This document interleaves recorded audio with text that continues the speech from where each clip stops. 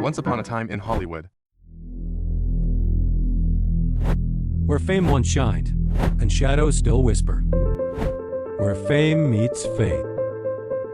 Welcome to Back of the... The sound of metal echoed through the shop, sharp, rhythmic, almost hypnotic. The whir of machines, the scent of oil, and the clatter of wrenches filled the air like a familiar symphony.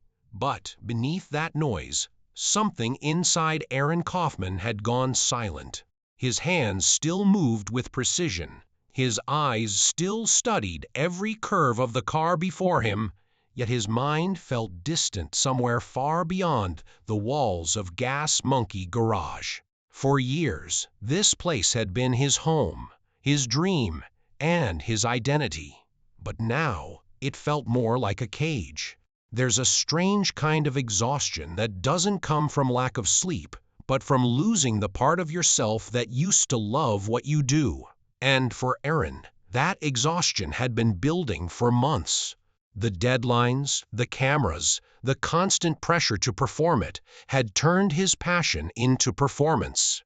Every bolt he tightened was now for ratings, not for art. Every car built was a countdown to another episode, not a reflection of his soul. And somewhere along the way, the joy that once lit up his eyes had started to fade.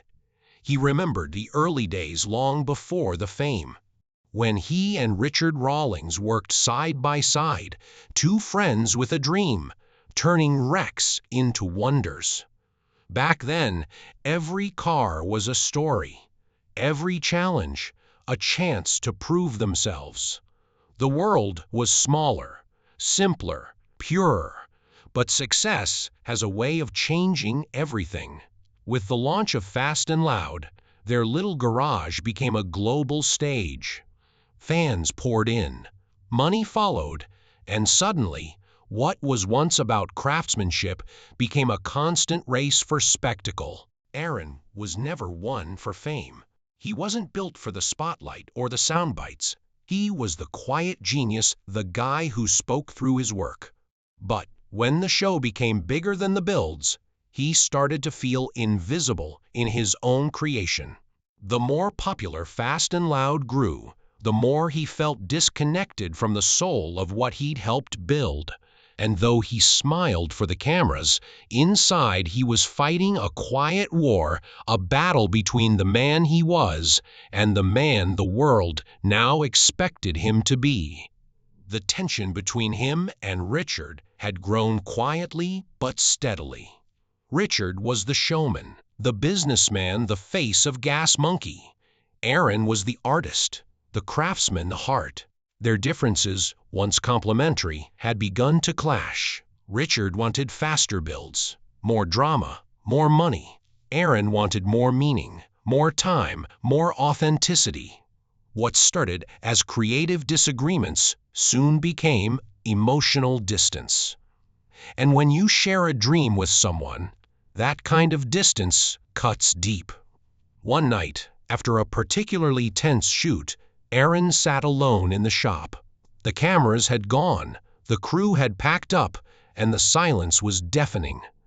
He looked around at the cars, the very things that once made him feel alive, and for the first time, they felt lifeless.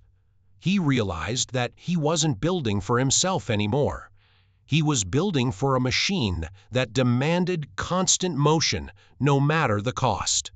He thought about the years he'd given, the late nights, the stress, the friendships strained by fame, and it hit him with quiet clarity. He couldn't do this anymore. Walking away wasn't an impulsive decision. It was the hardest thing he'd ever done, because Fast and Loud wasn't just a show, it was his story, his legacy. But sometimes, even the things we love most can break us if we don't let go. The next morning, when he told Richard he was leaving, it wasn't with anger, it was with exhaustion. There were no fights, no drama, just the quiet resignation of a man who had reached his limit. The world saw it as shocking. Fans were heartbroken. The headlines called it a split, a fallout, a betrayal. But the truth was far simpler and far sadder.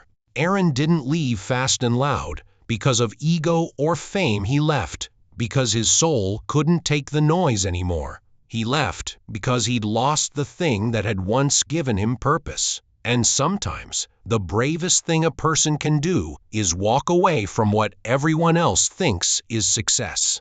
After leaving, the silence hit him harder than he expected. For years, his life had been chaos: cameras, deadlines, roaring engines. Suddenly, it was just stillness. He would wake up and not know what to do. No schedules, no meetings, no shoots. The quiet that he had longed for now felt heavy. Freedom can be beautiful, but it can also be lonely. And in that loneliness, Aaron began to reflect not on the fame, but on the person he'd become. He realized how much of himself he'd given to that world, how many moments he'd missed, how many small joys he'd traded for the rush of production. He thought about his relationships, some lost, some broken under the pressure. He thought about his health, the anxiety, the constant fatigue that had followed him like a shadow. And as he sat there, surrounded by tools and unfinished dreams, he felt both relief and grief. Relief for finally stepping away, and grief for everything it had cost him. But beneath the sorrow, a quiet hope began to stir. For the first time in years, Aaron had no one to answer to: no cameras, no producers, no expectations, just himself. And in that quiet, he found something he hadn't felt in a long time: peace. The kind of peace that comes from starting over, from rediscovering the small, simple things that used to make life beautiful. Still, the scars of Fast and Loud ran deep. Fame had changed how people saw him. It had changed how he saw himself. There was always the question, what now? What does a man do after walking away from something that defined him? For Aaron, the answer wasn't in fame or fortune. It was in returning to the roots of what made him fall in love with machines in the first place: freedom, creativity, and the joy of building something real. As the months passed, he began to work again, quietly, deliberately, without pressure. He started his own shop, Arclight Fabrication, not to compete, but to create. There were no cameras, no scripts, no fake deadlines, just raw craftsmanship and honest passion. For him, it was a return to purity, to the love of the process, not the product. And though the fame from Fast and Loud followed him, he tried to keep his new world as far from that noise as possible. But healing isn't linear. Some days, he missed the chaos, the laughter, the adrenaline, the sense of purpose. Other days, he was grateful it was over. That's the strange truth about walking away from something big: it never leaves you completely. You just learn to live with the echoes. And for Aaron, those echoes were both painful and precious. They remind him of who he used to be and how far he'd come.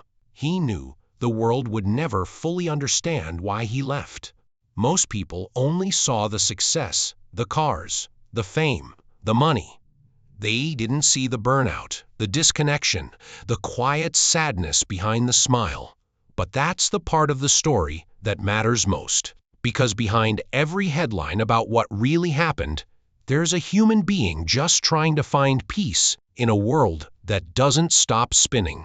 Behind the beard and the quiet smile, Aaron had always been a thinker.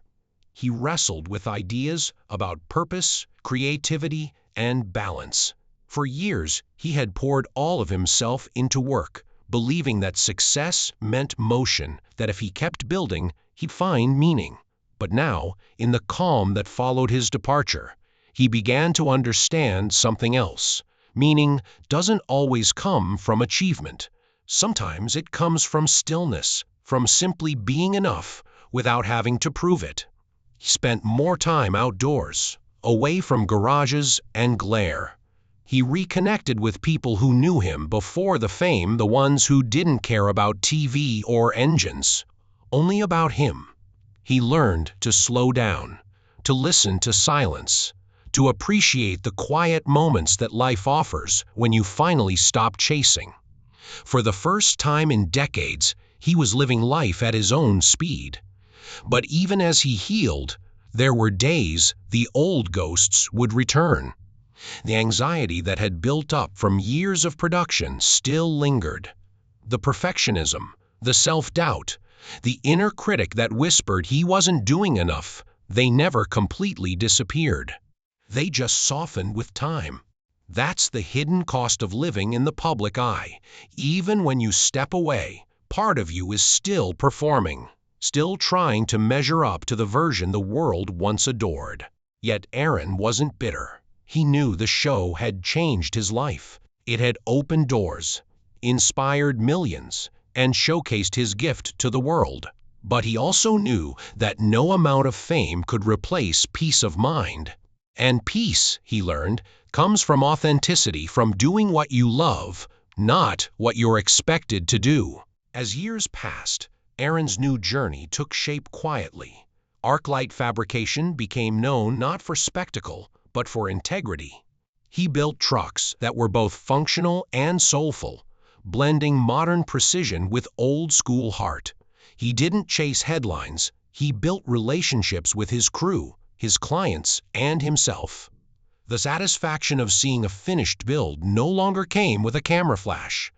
It came with a calm, steady pride, the kind that comes from creating something real, unfiltered, and human.